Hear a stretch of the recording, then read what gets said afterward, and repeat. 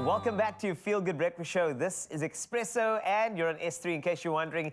On to some eco news. We have a slithering treat in studio this morning for our nature lovers, and of course, Willem van Zyl from the African Snakebite Institute, the leading training provider of snake awareness and venomous snake handling courses in Africa, joins us for an education on some of the most venomous snakes found throughout South Africa. But first, we'll be discussing a more serious subject, and that is the current shortage of anti-venom. Willem, it's nice to have you. Of course, I know you brought a snake on a day where we're chatting about a lack of anti-venom, but what we need is understanding. But first and foremost, it's great to have you. Thank you. For your company and who you work for. Just give us a little gist as to what you guys do and why you exist. Yeah, so we're the leading provider of venomous snake handling training and first aid for snakebite throughout Africa, as well as snake handling equipment. So what we do is we travel all over the continent. Yeah. We train the public, we train corporates as well on what to do if you find a snake on the property. How do you safely capture it? How do you relocate it? And if someone gets bitten, what you should do as well, and what you shouldn't do, because there's a multitude of myths and misperceptions about them as well. So when it comes to this shortage of anti-venom, I think it's important for us to understand what is actually going on. How could there be a shortage of anti-venom in the country? Yeah, it's quite a big problem. So in South Africa, the SA vaccine producers create our anti-venom. We've got 2 snake anti-venoms, and they, from time to time, do have shortages, but usually within a couple of weeks, they catch up again. Yeah. But now, about 8 or 9 months ago, they pretty much stopped production completely. We suspect they haven't really produced anything since then. Ooh, okay. And they've given various reasons. They've said that they need to import some components that they can't get. They've blamed power outages. They've said that they're doing quality checks and things like that. But unfortunately, at the moment, the situation is that there's a severe lack of it. And in fact, most vets don't have anti-venom at all. If you have a snakebite emergency, they say they will ship out anti-venom to you, but that doesn't really help you if you're in the middle of the Northern Cape, say. Yeah. You get bitten on a Saturday night, the SAVP is closed on a weekend. So how are you going to get anti-venom there? Oh, and there are other ways we can treat patients. Yes. So in a mamba bite, for example, where you have breathing difficulties, we can put patients on a respirator to help them breathe, but the only thing that really works properly, the golden standard, is anti-venom. And with certain types of snake bites, like the cytotoxic snakes, the puff adders, that have a tissue-destroying venom, if you don't have anti-venom, you can't stop that tissue-destroying action. Yeah. And things like anti-inflammatories and antibiotics and so on, it doesn't help for the envenomation at all. So yes, it's a very big problem. Well, if you don't mind, I actually have somebody on the line. We're joined on the phone by digital creator Tara Cortine Cannon, who has her own crazy stories of snake encounters to share. And the first story is of a snake in your front door, apparently. What was that like for you, Tara? First and foremost, good morning. Thanks for waking up for me. Morning. So tell me about your snake encounter. We've got Willem here who can definitely tell you a bit more about it. But what is going on? Look, that was one of the most scariest things I've experienced, because when you have a glass door and you see a shadow of a snake coming up from the bottom, I mean, we were held hostage in our home by the snake. We didn't go outside. We didn't leave. We waited until someone came to obviously capture the snake. We didn't want to leave or go outside because we didn't know how big it was. And then when Wade went upstairs to check from the window, you could actually see how big this actual snake was. And we were like, okay, no, we're waiting inside. It's crazy. That's a no. Yeah, it was terrible. I mean, that looks like quite a big snake. And then another in your complex as well. Like, I saw the car, was even worked on there to see, was that another snake? Goodness.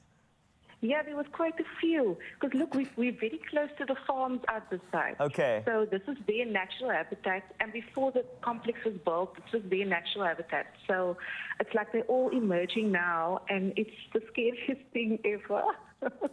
That is crazy. Well, number one, I'm glad you're still here. And number two, for sharing that story. I think so many people had encounters, and I think what I can hear from you is that you didn't panic. You stayed where you were. You called the necessary authorities. I feel like you followed the process, and I think that's quite important. So if I were to just ask Willem, our expert over here, the way Tara responded here, is that what you're looking for when it comes to when you do see a snake? Stay calm, call the necessary handlers, and let them do their job. Yeah, that's exactly right. You should never try and deal with a snake yourself unless you know what you're doing and unless you have the right safety equipment. Yes. Don't try and catch a snake by hand. Don't pick them up by the tail or try and grab them behind the head like you sometimes see on YouTube. That's TV, It's very dangerous. It's excitement for TV, that's all it is. Yeah.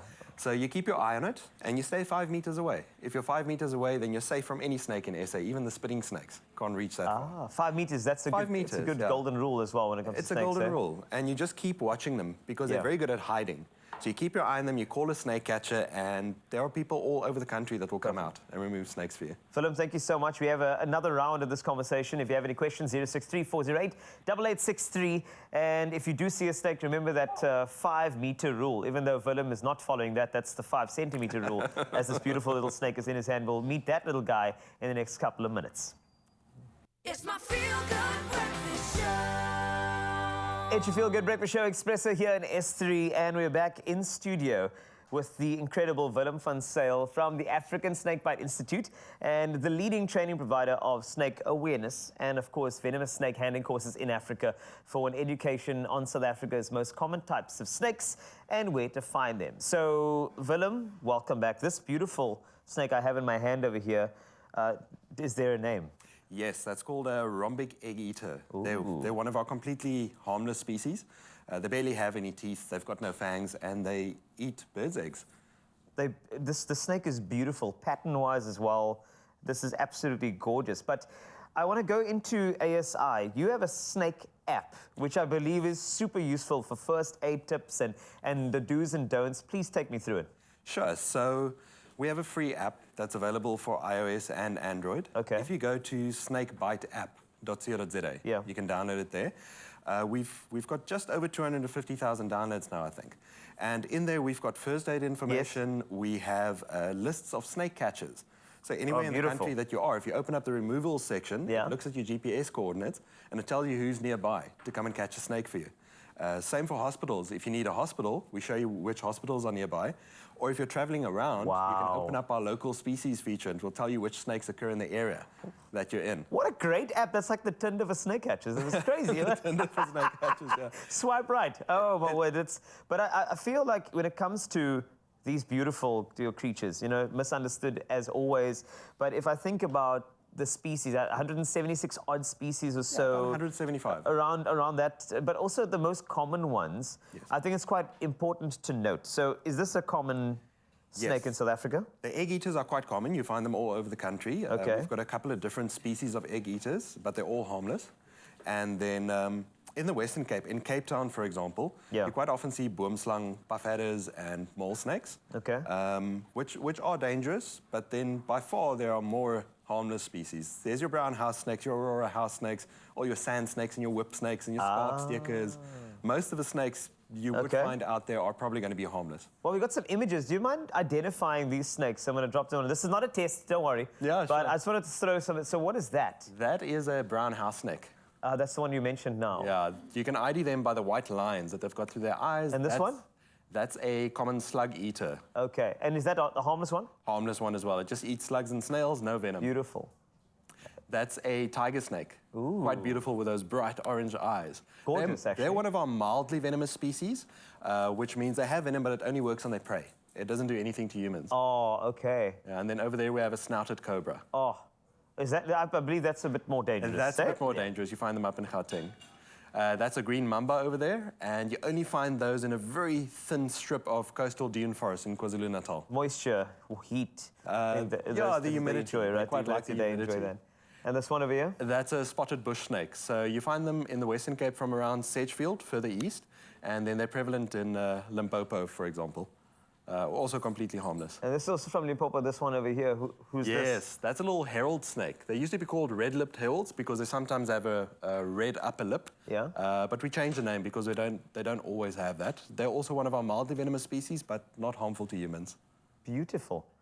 I'm having fun with this one. I'm sorry, this one's really. I'm getting a bit closer here to my new child. Yeah, but I think it likes the body heat. Do you have any ideas in terms of just the venomous snakes and identifying them? Are there any key pointers? I mean, you mentioned those snakes, that's beautiful, but for anybody who wants to identify them, number one, and then number two, immediate best, call of action, what do you think? So just give us, number one, venomous snakes, how to identify them. Yeah. Two, quick thing to do if you do see one. So there are a lot of myths that do the rounds on the internet on how to identify venomous snakes. There's a cartoon that often goes around, for example, saying that you look at the pupil shape. And if it's got round pupils, it's harmless. If it's got slit cat eye pupils, it's dangerous.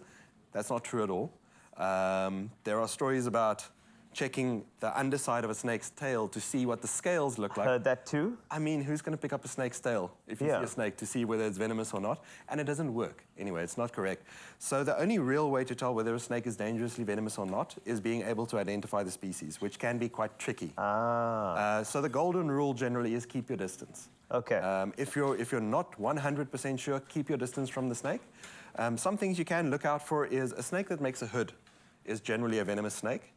Snakes that blow up their necks to look larger, they're often venomous snakes. Okay. And then the longer snakes, any snakes approaching or over 2 meters in length, be careful of them. They tend to be dangerous as well. And 5 meter rule, let's remind everybody of that. 5 meter rule. And your app, which is the snake. So what's that app again? It's called ASI Snakes, and you can find it at snakebiteapp.co.za. Perfect, there it is, all the details on screen. Remember, these are creatures, they are so beautiful. If you do get a chance, try and do the reading, understand them as well. If you see a snake near you, 5 meter rule and call the necessary authorities. More importantly, let's look after them. And thanks a lot to Willem once again for giving us some of the details around snakes. Always a pleasure. I'm going to enjoy this guy while you enjoy some cooking. We're going to the kitchen.